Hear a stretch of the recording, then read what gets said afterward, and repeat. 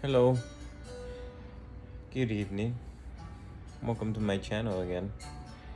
And today's an important day because we're going to review a product from a special person who has worked very hard to bring us some of the most precious materials on earth. Uh, these materials are high quality and they are well sought out after, and they are very, very, very, very precious to people because they have a deep meaning and significance for them. They also bring about memories that attach themselves to experiences that they've lived, and this is a way to keep things that we experience alive. So I just wanted to really give a proper introduction to Mr. Ensar Oud, since I'm going to review some of his products. And first of all, I'm gonna go beyond the notes. Here I have some information. He founded in 2004. Ensar is quite likely the world's most exacting oud producer and perfume house. Ensar himself is famous for his extravagant efforts in sourcing the rarest, richest, most opulent natural ingredients, showing no restraint in ensuring that even the tiniest bit that goes into your perfume adds a multifaceted, otherworldly dimension that enriches your experience. Oud oils. What are oud oils? Well, oud is derived from the Aquilaria tree, and it comes from Asia in different parts. Temperature and weather conditions and the way this Aquilaria tree that grows in these areas gets infected all has to do with the oud and uh, how it will smell and how it will come to be.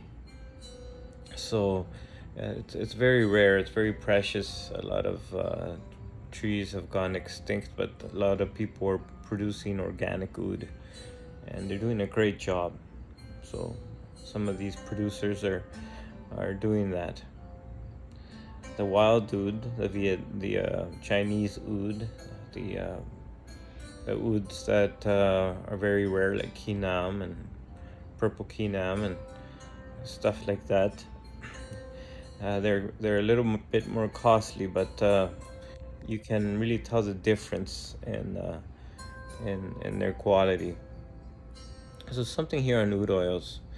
Um, since 2004, we have been known as the online store for the highest quality of oud essential oils and chips. When Ensar started, the demand of the industrialized oud agarwood business had turned distillation to a dying art. Instead of the sublime quality he found in vintage distillations, there was just a flood of low-grade mass-market oils. Then he took it upon himself to manage the entire distillation process, traveling the world over to gather the finest agarwood, harvest and distill them with EO style. When you apply one of our artisanal ouds, you'll experience it for yourself. There's other things called the tars, and we'll speak about them later. But beyond niche, what is niche? Niche are really perfumes that are extracts that are a lot more luxurious, and designers produce them. It's a certain category that is above your eau de toilette or your cologne, and they call them niche. Well, since 2004, he says, we have been the vanguard of artisanal oud and perfumery, traveling to villages, farms, and forests all over the world to distill EO ouds and source perfumery and ingredients in person. Nature's aesthetic. Well, many of us value quality, purity, and closeness to nature. When it comes to our food and even our clothing, we want our choices to reflect what we value. Ensar oud fragrances offer an aesthetic that's opulent, lush, and satisfying in ways that only the finest natural aromatics can offer. Legendary ingredients. So every single drop that goes into the work uses the rarest, most sumptuous, prestigious, and often exclusive oils and ingredients that give your perfume an organically unique, multi-layered, and otherworldly character that can never be replicated, not for love or for money. So this is a little bit of information regarding Ensar and really his marvelous creations, because they are marvelous creations. He has a myriad of different products he offers to the public. He has parfums, ouds, attars, atelier. What I'll be covering today is, or reviewing today, is a parfum. And there's a few categories that we can find his perfumes in. And we have the parfum, EO Heritage, EO Privé, and Semi Bespoke.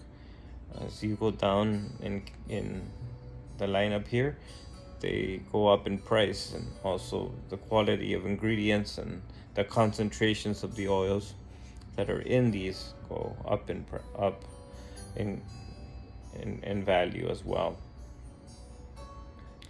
So today we're gonna cover a really special fragrance, something that's absolutely beautiful, something that I bought once and didn't give it quite the opportunity to kind of sink into me, and I ended up selling it. I thought it was a little too strong at first, and I was not used to rose. This oud is remarkable, because I never thought as a young man growing up that I would ever get into anything like rose. Like, I was always into colognes and other things like that, but I found this fragrance that really changed my life. It really gives me a sense of relaxation. It gives me peace. It gives me joy. I use it in the evenings and on my own. Sometimes I wear it out, and it just radiates the sillage. The projection is remarkable, and you can see the strength in the oils. You can see the color, how vibrant it is. And so I have the bottle here. This is the bottle that it came in. So these bottles here, they're like a velour type bottle, box, and this is the fragrance right here. It's called EO3. Now, the casing, it's a leather casing, and it's designed by a special man who makes the Bibles for the Pope. He makes the most beautiful leather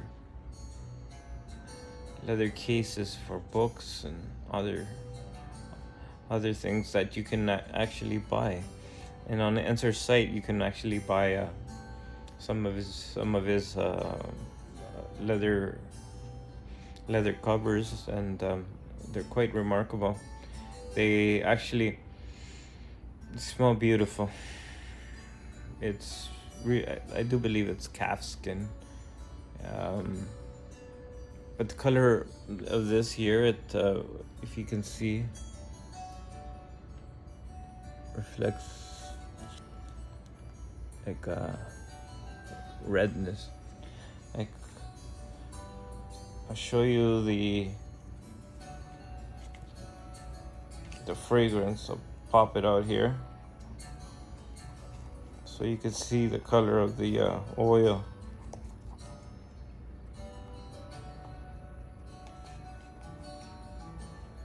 So here it is.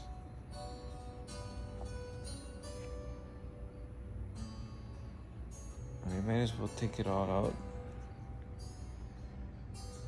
See how dark that is? That could definitely stain your clothing. And if you look very closely in the light, you can see almost like a red hue. So this is beautiful. This is not inexpensive, but you don't need many sprays. I mean, when you have something that is worth a little bit more than your usual thing, you got to think whether the benefit outweighs the disadvantage. How often do you use it? Like, if you buy a nice pair of shoes, okay, and you only use those shoes maybe twice a year, as opposed to another pair that maybe cost you $150, and you use those shoes every day. Those shoes that you purchased for about $150 are a lot better for you because you've used them. So the budget is good. So I just wanna spray this once.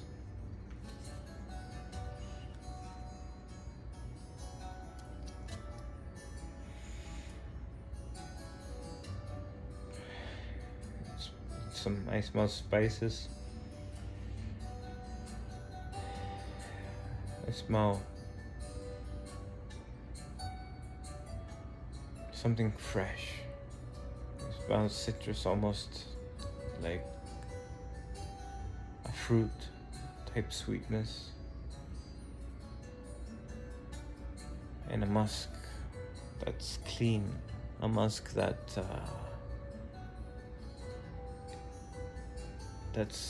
like fresh waters going down a river, sparkling, effervescent waters. A musk that's clean, a musk that's fresh, a musk that it clears your sinuses and opens your mind to a world of relaxation and peace. And then after, it slowly dries down to a rose, and then a mixture of other roses that come together to form a masterpiece. It's gorgeous. This is E03.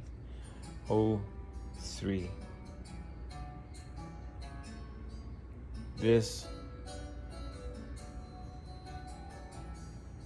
may not be produced again in large quantities, or if you can still get it, it's worth every penny. Of course, people say don't blind buy it, and I'm not saying that it's good to blind buy and to go ahead because that's how good I think it is. But get yourself a decant, try it out, and wear it in the cool weather, wear it in the hot weather, wear it, when you're happy. Because when you're happy, you're going to have positive thoughts. When you're happy, it's like you're facing towards the sun. When you're not, it's like you're in the shadows. When you're not happy, it's like you're wearing sunglasses, and when you perceive things, it taints the way you see things. Objects and other things that you experience are seen in a different light.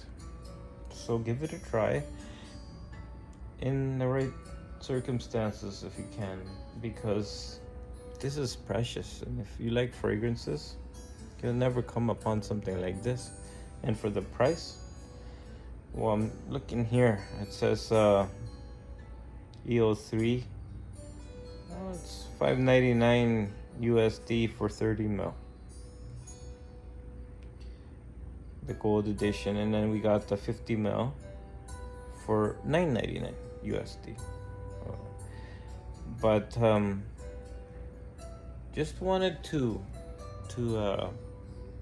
give you some information in regards to what's actually in it, because many people want to know what's in it. So I'll just give you a short brief reading before I finish, because I don't want to take too much of your time.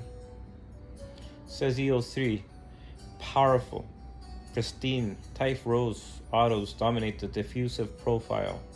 Layer upon layer upon layer of rose, fleeting whispers of pear and pineapple, with a primal pheromonal trifecta of genuine Mongolian, Tonkin, and Tibetan musk. And you know what we're talking about right here, musk.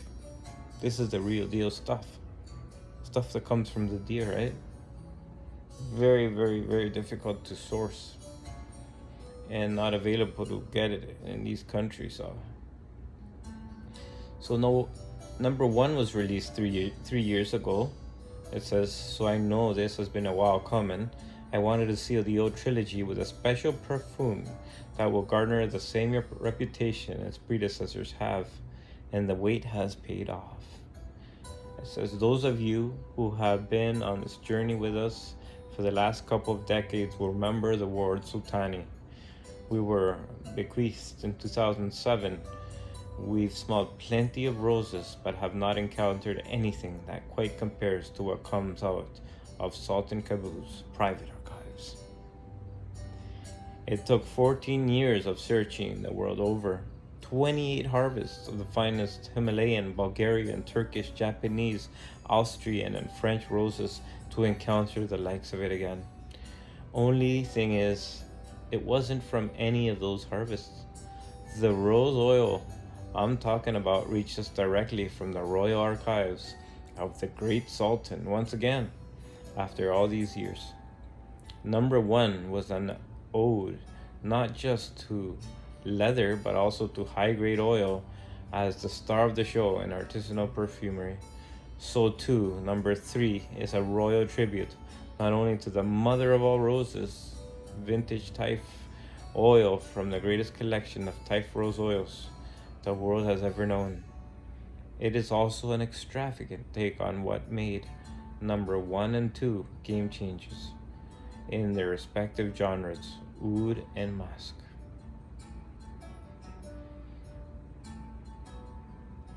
Here's a picture here of what I'm looking at.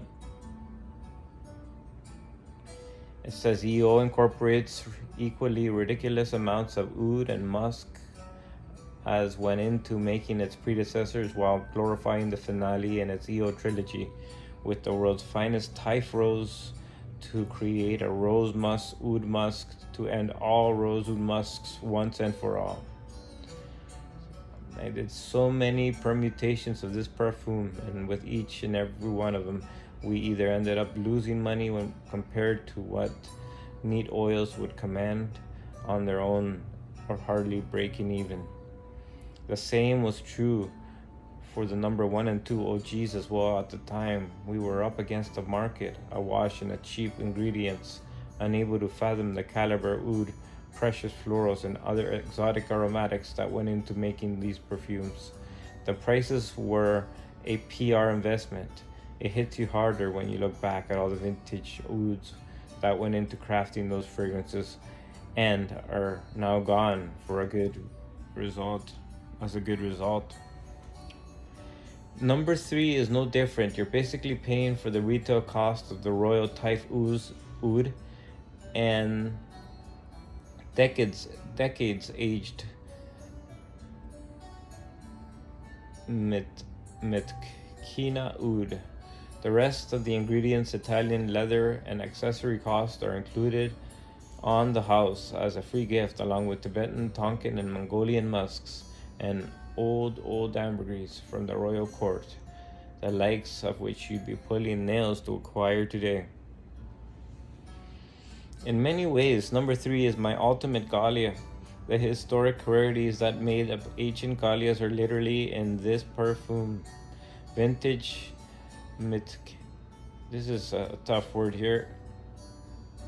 Mitkina oud you can't make today, not for the love of money, infused with a melange of musks, each in a likelihood of centuries old, exalted with perfumers' most beloved ingredients, rose. But not just any rose, Taif rose, extracted decades ago for a man whose wallet had no limit. The fragrance is old school Sultani style, from black pepper to mandarin to nutmeg and rosewood. There are sweet, spicy chords that's practically unrecognizable by itself, but is interwoven into fat layers of old oud and tons of Royal Taif that lets you literally smell like Sultan would have smelled. The Sultan signature, those rich diffusive liquor, heavy rose oud wafts that smell of another time. Here's another picture here. So number 3 isn't a complicated fragrance. Complex, yes. The oud alone is layered enough to keep your nose guessing for hours. But it's meant to simply be an elegant oud rose perfume pampered with the rarest musk anybody can access. The kind of elegance only the choicest aromatics marinated together can produce once. It's been a joy and privilege to have access to and share with you today. So we have some reviews. A review here by Bruno from Austria says, got my EO3 today as well, still gathering my impressions. It's close to Salt and Red Rose, but more sparkling, and in the beginning almost citrusy. Undoubtedly one of the crown jewels in my collection.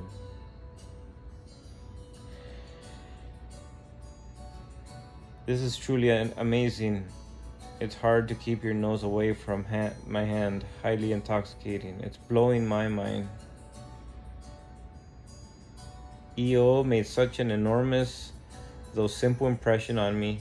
It's the same heart-stirring emotion that gardening gives me, or caring for my cat. It's the puerile manifestation of love that makes me giggle. The balance of beauty and playfulness is what attracts me so intensely to this fragrance. The opening is so incredibly fresh and bright, it captures the headspace of the most opulent rose imaginable.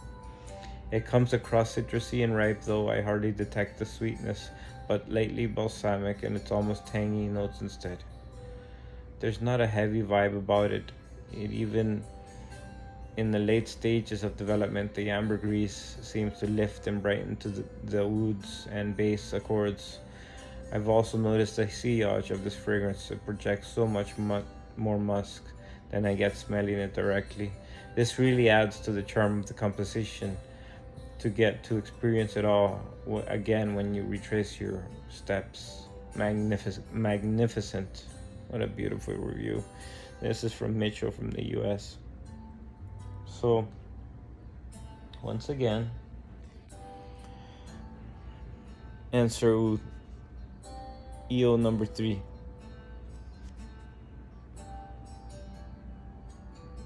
One of the best rose oud fragrances ever produced. And Ensar Oud himself has created a magnificent amount of different, very different fragrances, and a tremendous amount of work have gone into him, and he's getting better and better and better at what he does. If you're fortunate enough to get your hands on some of Ensar's work, then try and keep it, try and enjoy it, try to find meaning and in life and in the perfumes in your life, and share it with people you love and care for. I went to a fragrance party and I brought some Ensars. I brought a few of them, and one of the people that came up to me after we were eating dessert goes to me, "Your collection, the stuff you brought, it's the dessert of today's fragrance exhibit and experience." It was pretty remarkable. We had just a wonderful time getting together and speaking about this. We belong to a wonderful fragrance community. Let's keep sharing kindness, joy, and love. And when we feel like there's something bothering us, something negative, let's think about how another person would feel if we were to say something. Let's think before we speak. And if it's not caring, then why do it? Then don't do it. If it's not kind and loving, then stop and think, can I make a world a better place? I do believe we need to. We need that. But there will be more reviews. This one was quite extensive, but this is gorgeous. I love it, and if I could, I would love to share it with the world. But Ensar has that job.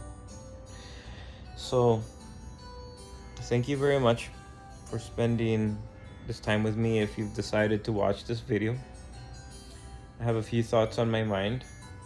You can leave your comments below and just subscribe. And if there's something you want to talk about, I can help you with certain information that can bring you a positive light on things, and we can all help each other to get over whether it is anxiety or depression or a difficult time. There's strength in numbers, and also in knowledge. So thank you very much. Goodbye.